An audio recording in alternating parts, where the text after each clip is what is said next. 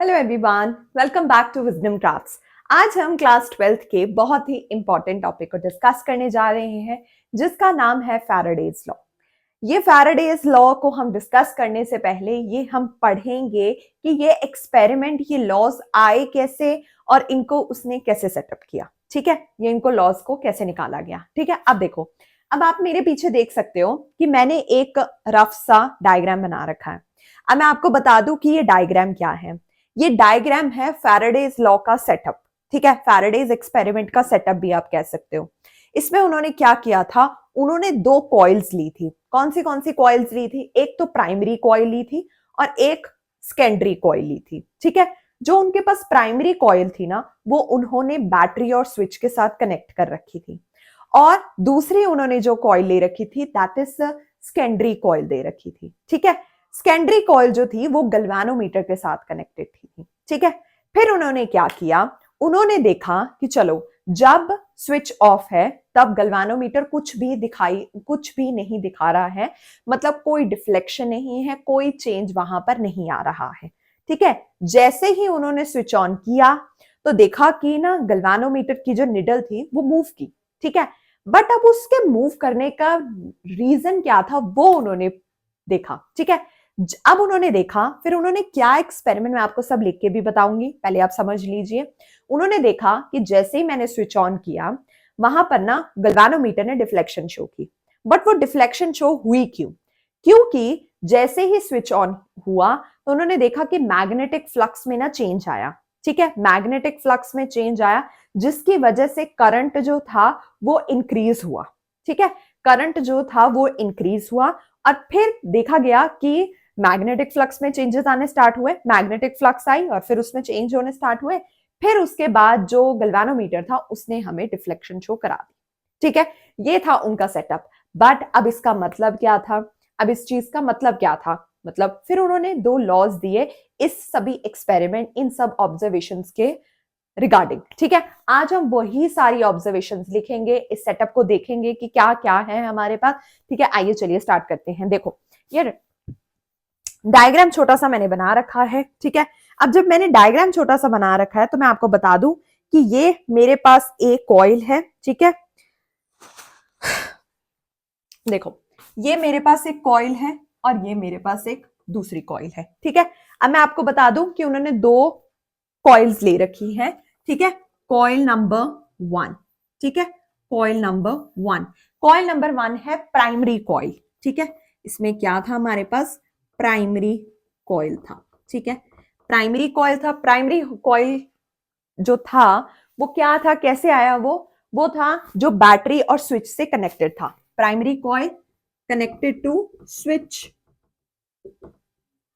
Connected to battery plus switch.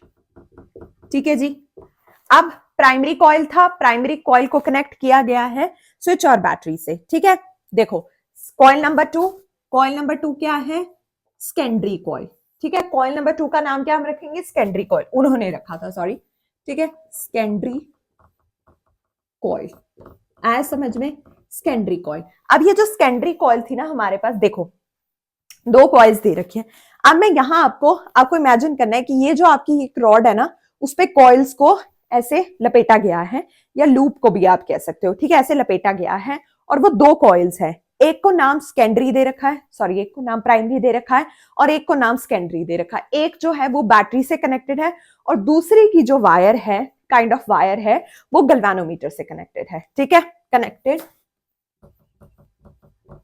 With galvanometer, connected with galvanometer. ठीक है जी, ये आ गया कनेक्टेड विद गैल्वेनोमीटर। अब देखो, ये तो हमने लिख लिया। अब ऑब्जर्वेशंस क्या आई? ठीक है, ऑब्जर्वेशंस क्या आई, तो जब उन्होंने ऑब्जर्वेशंस देखी ना, तब उन्होंने देखा, देखो मैं यहां लिखती हूं ऑब्जर्वेशंस। ठीक है, ऑब्जर्वेशंस, चलो, पहली ऑब्जर्वेशन क्या थी कि जब स्विच ऑफ था, ठीक है, स्विच जब हमारे पास ऑफ था तो क्या था, no current, no deflection, switch. ठीक है, एक सेकेंड यार, इरेज करके लिखती हूं मैं। दोबारा देखो, ठीक है, स्विच ऑफ, ठीक है, अब ठीक है, स्विच ऑफ था, no current no deflection, no current no deflection, ठीक है जी, no current no deflection. Second observation, switch on किया करंट का, सॉरी, ठीक है, स्विच ऑन किया, स्विच ऑन से करंट इंक्रीज हुआ, मैग्नेटिक फ्लक्स चेंज हुई, ठीक है, स्विच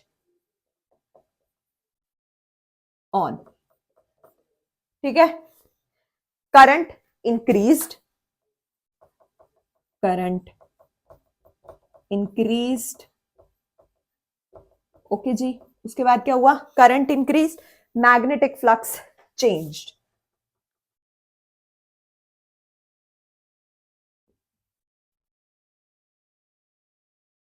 चेंज्ड, ठीक है, जिसकी वजह से क्या हुआ, करंट चेंज हुआ, मैग्नेटिक फ्लक्स जो थी वो चेंज हुई, ठीक है, फिर क्या हुआ, गैल्वेनोमीटर डिफ्लेक्ट्स किया, ठीक है, गैल्वेनोमीटर ने क्या किया, डिफ्लेक्ट्स, गैल्वेनोमीटर डिफ्लेक्ट्स, ठीक है जी, जब ऑफ था तब तो कोई करंट नहीं फ्लो कर रहा था, कुछ नहीं हो रहा था, अब ऑन किया तो क्या हुआ, करंट इंक्रीज हुआ, मैग्नेटिक फ्लक्स चेंज हुई, गैल्वेनोमीटर डिफ्लेक्ट किया। अगर थर्ड ऑब्जर्वेशन, अगर स्विच को ऑन रखेंगे, ठीक है, जब हम तीसरा ऑब्जर्वेशन उन्होंने लिया कि जब स्विच को ऑन रख रहे हैं ना तो फ्लक्स जो है वो कांस्टेंट है, ठीक है, फ्लक्स कांस्टेंट है, एक बार जब डिफ्लेक्ट करिया तो दोबारा दोबारा डिफ्लेक्ट नहीं कर रहा है वो, ठीक है, एक बार डिफ्लेक्ट किया दोबारा डिफ्लेक्ट नहीं कर रहा है, उसी डिफ्लेक्शन पे टिका हुआ है, ठीक है, तो थर्ड ऑब्जर्वेशन था switch kept on, switch kept on, तो क्या हुआ जब स्विच केप्ट ऑन हुआ, स्विच केप्ट ऑन हुआ तो magnetic flux, sorry not magnetic flux, हाँ फ्लक्स कांस्टेंट रही, ठीक है, मैंने यही बोला ना, फ्लक्स जो कांस्टेंट रहा, ठीक है, और उसके बाद no further deflections, no further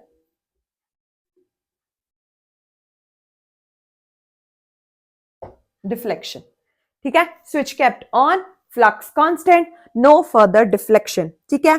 अब चौथा, उन्होंने देखा कि क्या हुआ, अब स्विच को ऑफ कर दो जी, ठीक है, लास्ट ऑब्जर्वेशन, अब स्विच को ऑफ करके देखते हैं, स्विच को ऑफ किया, फ्लक्स डिक्रीज हुई, ठीक है, अब क्या होगा बताओ जरा, फ्लक्स जब डिक्रीज होगी, आपने स्विच ऑफ कर दिया, फ्लक्स डिक्रीज हो गई, उसके बाद क्या हुआ, डिफ्लेक्शन किस, ऑब्वियसली अब जब आप रोक दोगे तो डिफ्लेक्शन किस डायरेक्शन में आएगा, अगर इस डायरेक्शन में था, जैसे ही रुका ऑपोजिट डायरेक्शन में, ठीक है, तो deflection in opposite direction, deflection in opposite direction, ठीक है, क्योंकि लॉस को करने से पहले आपको एक्सपेरिमेंट के बारे में पता तो होना चाहिए कि ये लॉस आए कहां से आखिर, ठीक है, तो ये थी कुछ 4 ऑब्जर्वेशन जो उन्होंने अपने पूरे सेटअप में की थी, ठीक है, ये थी हमारी 4 ऑब्जर्वेशन। अब चलो जी ठीक है, ये तो हो गया,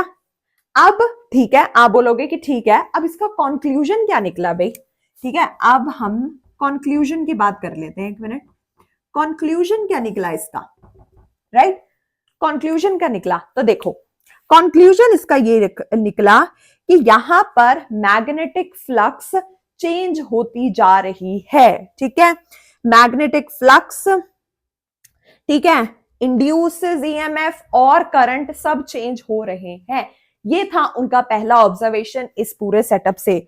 सेकंड था कि कोई चेंज नहीं होगा फ्लक्स में, तो कोई करंट, कोई इंड्यूस्ड करंट नहीं होगा, ये 2 ऑब्जर्वेशन थी उनकी कि जो आपका करंट है, ठीक है, या इंड्यूस्ड ईएमएफ है, या आप कह सकते हो फ्लक्स है, वो सब चेंज करते जा रहे हैं, कीप ऑन चेंजिंग, राइट, यहां देखो कोई नहीं था, किया तो इंक्रीज हो गया, फ्लक्स भी चेंज हो गया, सेकंड जब ऑन किया तो फ्लक्स कांस्टेंट रहा, ठीक है। जब ऑफ कर दिया तो फ्लक्स फिर से डिक्रीज हो गया, करंट भी चला गया, राइट।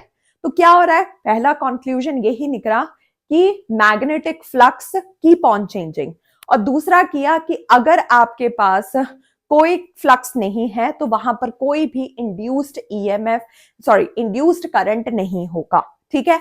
ये उनके दो कंक्लूजन थे इस पूरे सेटअप से।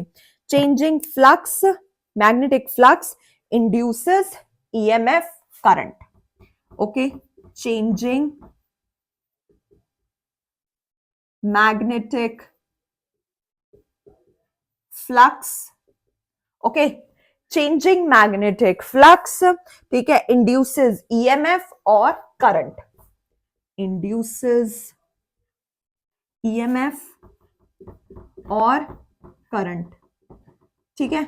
नेक्स्ट सेकेंड ऑब्जर्वेशन मैंने आपको क्या बताया, या सेकेंड कंक्लूजन मैंने आपको क्या बताया कि नो चेंज इन फ्लक्स, अगर कोई चेंज नहीं होगा फ्लक्स में तो no induced current, no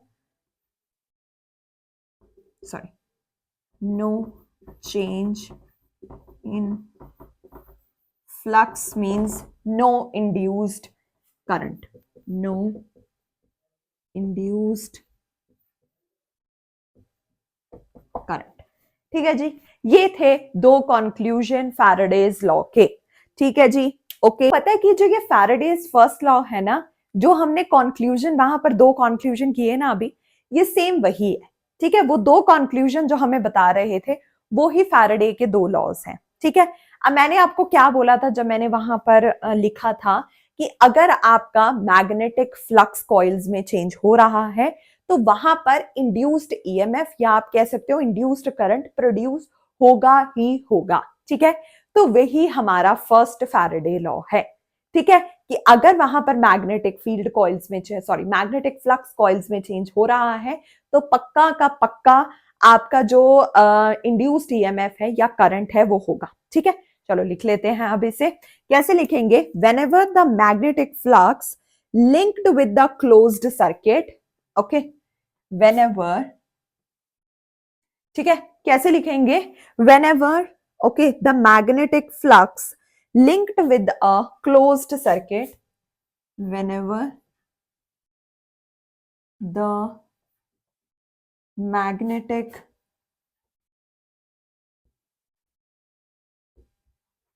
flux linked with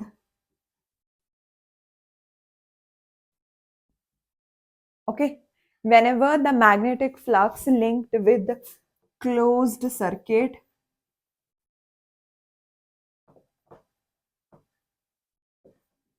okay, whenever the magnetic flux linked with closed circuit changes, an EMF okay is induced in it. Okay, whenever the magnetic flux linked with the closed circuit changes, okay, and induced okay EMF, मैंने क्या लिखा, whenever the magnetic flux linked with closed circuit changes and EMF is induced, and induced EMF produced in it, ऐसे लिख देते, produced in it, ठीक है जी। ये है हमारा फैराडे का फर्स्ट लॉ, ठीक है। सेकेंड लॉ की बात करते हैं, फैराडेज सेकेंड लॉ, ठीक है। ये अच्छा हुआ ना कि हमने वो एक्सपेरिमेंट पहले कर लिया, आपको अब अच्छे से समझ में आ जाएगा कि एग्जैक्टली ये हमारे पास लॉज क्या कह रहे थे, ठीक है। फैराडेज सेकेंड लॉ, ठीक है जी, फैराडेज सेकेंड लॉ। अब सेकेंड लॉ की बात करते हैं, ठीक है। फर्स्ट लॉ तो काफी इजी था, सेकेंड लॉ वही बात है, ठीक है। क्या होगा, अगर इंड्यूस्ड ईएमएफ, जो आपका पता है आपको, जो इंड्यूस्ड ईएमएफ है ना वो किसके इक्वल था, मैंने लिखा था वहां पे, इंड्यूस्ड ईएमएफ किसके इक्वल था, change in the magnetic flux के, ठीक है। तो क्या लिखेंगे, the magnitude of the induced EMF, ठीक है, the magnitude of the induced EMF, okay, is equal to the rate of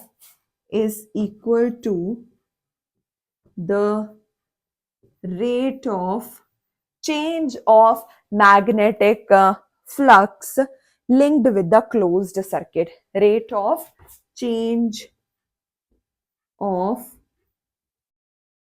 magnetic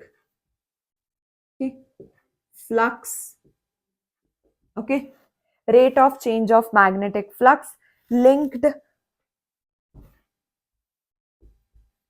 with the closed circuit, linked with the closed circuit. ठीक है जी.